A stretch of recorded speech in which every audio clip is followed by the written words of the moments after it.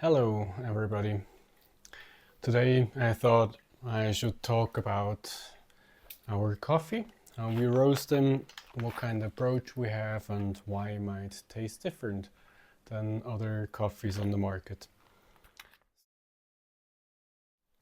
I went to a lot of different places and I did figure out that when in a specialty coffee shop, it can be quite astringent, the coffee. And I don't like that. I like my coffee punchy, very intense in flavors, well rounded in a sweet and juicy body. So then I didn't like the coffees that much, and I thought, why is that? Is it because they just do a bad extraction? And to answer that, I bought some coffees of big names and yeah, quite hip coffees from the specialty scene and tried to brew them at home and see what I get out.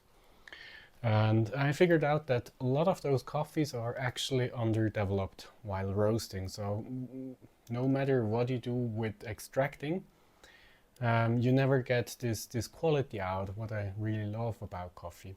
It always in a astringent way, so there are ways to mask it while pushing for sweetness and have the astringency more embedded.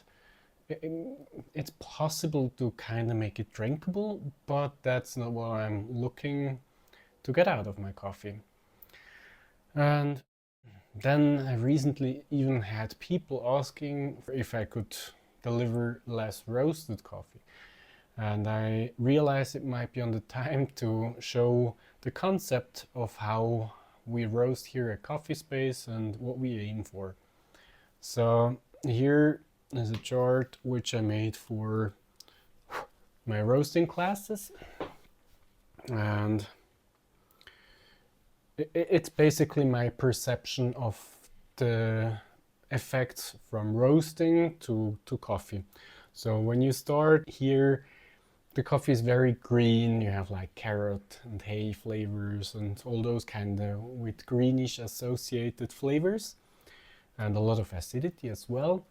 And as time progresses, the flavors, the desired flavors, for example, in this geisha blossom, you have a lot of floral flavors, you have like bergamot and stuff. These are being developed in a later stage. There will be a peak in my perception, and then it goes down the flavor intensity. And with going down is as well the acidity. And at some point, the roasting flavors emerge. I usually don't go for roasting flavors. I just want to have like the coffee cherries main flavor most pronounced, and as well that they are in a sweet body, and I like acidity as well, so I really try to preserve acidity as good as possible. And so that's what we aim for. So in a sense that if I would roast our coffees lighter, I don't think we would have more quality or a better result in the end. It will be just more astringent and less flavorful and less sweet. So I don't think this is an achievement, except two of our coffees, our house espresso and house filter coffees, are roasted a little different. There I pushed the roast flavors a little, at least with the People's Farm, in order to make it more accessible for people coming from the traditional realm, but still want to drink a specialty grade, intense and diverse coffee like the People's Farm coffee we have. So yeah, that's about our roasting aim and how we achieve that, or what might be the reason why other big names in the space have this astringent coffee. I think that it's twofold in the end.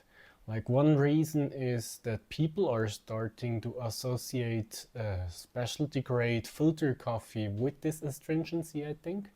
They actually look for that. so it's kind of self-repeating cycle. And the second reason is it's very resource and time intense to make for every coffee a specific roast profile.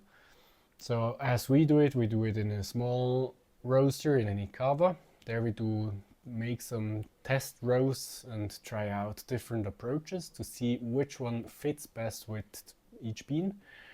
And once we have decided that, we upscale this approach to the bigger roaster. And even there, if we are not happy with the first roast or the second roast, we do another one till we find it brings out the most of this bean. And we can do that because we have a small roaster, so it's not like hundreds of kilograms of wasted coffee afterwards. And luckily the coffee is not that far off, so we are still able to sell it as with the discount on our website as upscaling discount to coffee in order to reduce food waste. But I think this is an approach I haven't seen other roasteries taking. So if they just try to get to a pretty light result, the level on which you have this astringency and on which it's perfectly roasted or already over roasted, it's very small, and it's very depending as well on the bean. So I think it's hard to have a perfect roasting profile just made out of thin air.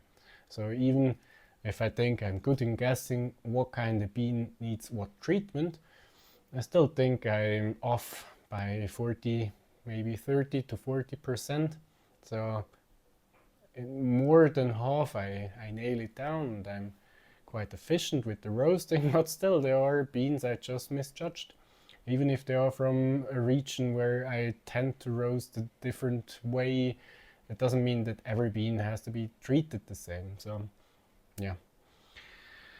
So that's our approach to coffee, and I hope this answers why our coffee is different than some other coffees. And maybe a last word to what we're looking to coffees.